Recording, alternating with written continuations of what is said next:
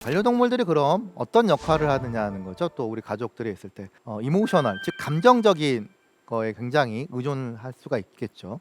그래서 반려동물의 역할의 첫 번째가 우리 이 감성적인 존재들입니다. 이제 보시는 사진들을 보시면 저는 참 보기 좋아요. 근데 저희 어머니 세대만 해 저희 어머니가 지금 75세신데 개와 같이 아이스크림을 먹고 개와 같이 침대에서 자 이런 것들이 좀 불편할 수가 있죠.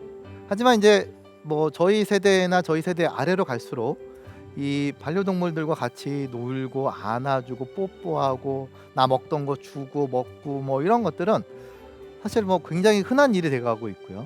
이 아래 보여드리는 이 마음이 영화의 한 장면이죠.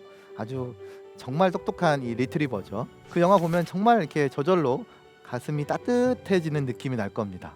저는 어차피 제 직업이 수의사이다 보이고 또 실제로 진료 활동도 조금씩 하고 동물들을 많이 다루다 보니까 저희 아이들이 태어났을 때 정말 정말 다른 아이들보다 많은 동물들 노출되어 있습니다. 예, 보여드린 사진은 제 딸 사진인데요. 아마 제 딸은 뭐 거의 한 살 걸어 다닐 때부터 이제 목장을 따라다니기 시작했습니다. 제가 출장을 가면은 아빠 목장 갈래 같이 가자 그러면은 못 모르지만 아빠가 책에서 읽어줘서 동물들은 좋은 존재고 우리한테 소중하고 소중한 존재들이야 하고 가서 이렇게 쓰다듬어 주기도 하고 밥 먹을 때 그 그릇 지저분하면은 배 아프고 그러니까 밥 먹는데도 깨끗하게 해줘야 돼. 청소도 해줘야 되고 동물들도 너를 두려워할 수 있으니까 다가갈 때는 항상 눈빛을 마주치고 먼저 네가 간다라는 신호를 주고 동물이 도망가면 딱 다가가지 말고 잠시 기다렸다가 가고 동물도 너가 두려우니까 너가 인정될 때까지는 잠시 서로 시간을 갖는 게 필요하다. 만약에 동물이 다가왔을 때 너가 또 도망가 버리면 동물도 또 놀랄 수가 있기 때문에 동물과 우리가 처음 만나는 순간에는 굉장히 조심스럽게 다가가야 된다. 이렇게 다가가다 보면 이 동물에 대한 이 친화성이 생기게 되고 동물에 대한 편함이 생기게 되고 책임감도 많이 생기게 됩니다. 지금은 햄스터를 키우고 있긴 한데 엄청나게 공을 들이고 있죠.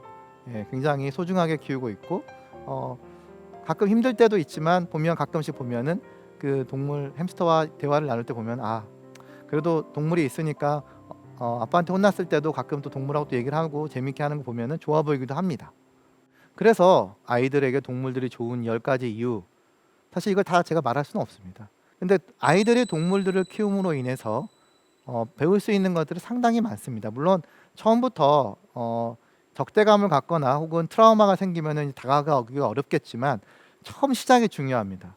처음에 어릴 때 동물이 무섭게 다가가면 그 아이는 계속 동물을 이제는 다가갈 수 없게 어떤 두려움이 생기는데 처음에 잘 다가가게 됐을 때는 그 다음부터는 동물을 다가갈 때 굉장히 이제 소중하게 생각을 하는 거죠. 그럼 그 아이들이 혹시 이제 동물을 했을 때 책임을 지게 되게 되고요. 도와주려고 합니다. 동물이 아프게 되면 도와주려고 하는 것. 즉 살아있는 생명을 도와주게 될 수 있다는 감성이라는 게 생기게 되어 있습니다. 이렇게 아이들이 동물이 좋다는 이유들은 제가 말하지 않아도 많은 사람들이 알고 있고 그래서 생각하고 동물들도 많이 키우고 있어요. 그럼 아이들만 좋냐? 그렇지 않습니다. 어른들도 좋습니다. 그래서 세계 노인 연맹이라는 기구가 있더라고요.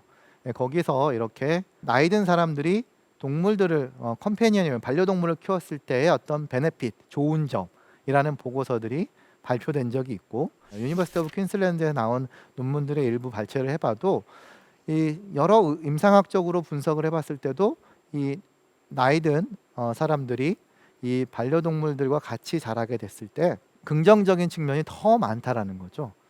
자, 반려동물도 우리한테 감정적으로 도움만 주느냐? 반려동물도 아까 이제 우리 인구조사에 들어가잖아요. 몇 마리 있는지, 우리나라에 어떻게 되는지. 어떻게 보면 사회에 이제 우리는 구성원으로 보고 있는 거죠. 실제 동물들은 굉장히 많은 역할을 해주고 있습니다. 뭐 이미 딱 사진을 나오면 고개를 다 수긍을 했었을 겁니다. 공항, 그 다음에 구조, 그 다음에 맹인 이런 사람들을 위해서 도와주는 개들이 있죠. 자, 그리고 그 아래 제가 코로나19라고 써놨습니다. 이게 무슨 말일까요? 자, 이 개들의 후각 능력이 과연 어디까지일까라는 놀라운 과학적 세계를 말씀드립니다. 핀란드 헬싱키 공항에 세계 처음으로 이 코로나에 걸린 사람을 개가 걸러낼 수 있는 능력을 테스트하고 있습니다. 실제 프랑스하고 영국과 미국에서 실험실 수준에서 실험실이라고 하는 이런 무대와 같은 공간에서 여기에 코로나에 걸린 사람의 옷과 코로나에 걸리지 않은 사람 옷을 놔뒀을 때 훈련된 개를 놓고 찾아봐 그러면은 실제 거의 90% 이상 코로나에 걸린 사람의 옷을 찾아낸다고 합니다.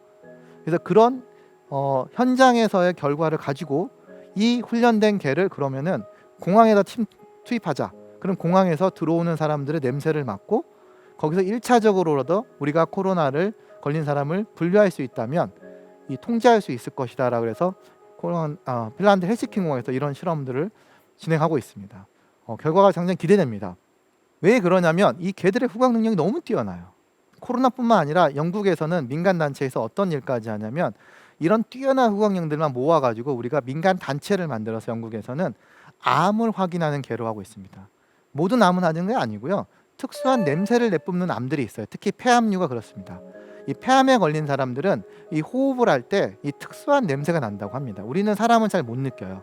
근데 저는 좀 알아요. 왜냐하면 제가 실험실에서 암세포를 배양을 한 적이 있거든요.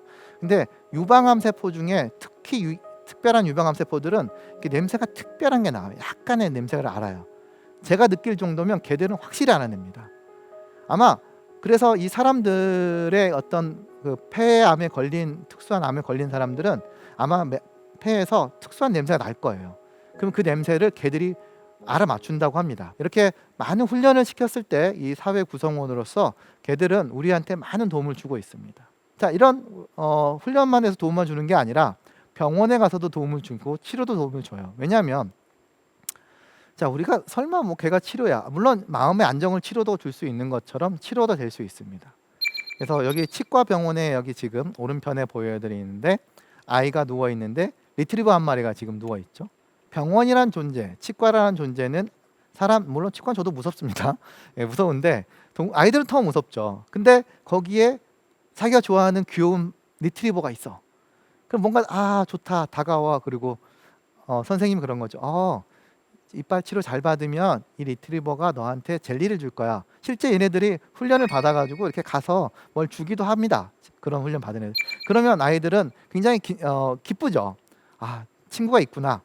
자기랑 통하는 친구가 있다고 생각을 하고 마음의 정서적 안정을 취한다고 해요. 그래서 이렇게 일부 병원에서 소아과 병원이나 치과 병원에서는 개를 키움으로 인해서 어린아이들이 혹은 조금 병원을 무서워하는 사람들에게 심리적 안정감을 줄 수 있는 약간 안정치료 같은 느낌을 줄 수도 있고요. 또한 자폐증이라든지 그 다음에 의사소통이 좀 어려운 어떤 심리적인 치료가 걸린 사람들은 실제 개들과 소통함으로 하면서 치료가 된다고 합니다.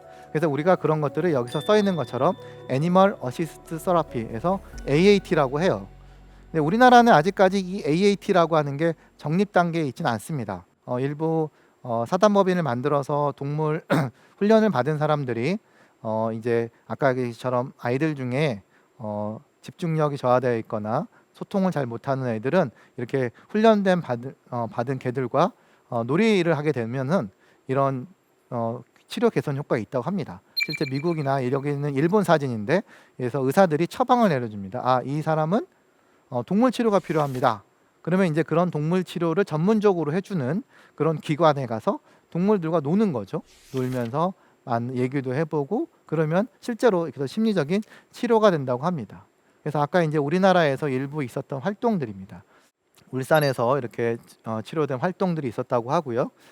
지금 서울대학교 동물병원은 저희 동물교실도 있어서 학부생들이 운영을 하면서 어린아이들 중에 이렇게 정말 병원을 떠날 수 없는 아이들이 있어요. 뭐 백혈병, 소아백혈병이나 참 안타깝습니다. 저도 저희 아이가 심장병 했을 때 서울대병원을 간 적이 있는데 정말 가면은 정말 아이들의 표정은 너무 천진하고 좋은데 바깥 못 나가거든요. 중환자실에 있고 그러다 보니까 이제 막 우울하고 그러는데 그런 아이들이 이렇게 훈련된 개들하고 한번 노출이 되면 굉장히 기뻐집니다, 얼굴에. 그래서 마음이 기뻐지는 거는 이 실제 병 치료에도 도움이 분명히 된다는 건 우리 모두 알고 있습니다. 그래서 이렇게 동물 치료로서 우리는 이 반려동물들은 사회 구성원으로서 하나의 역할을 하고 있습니다.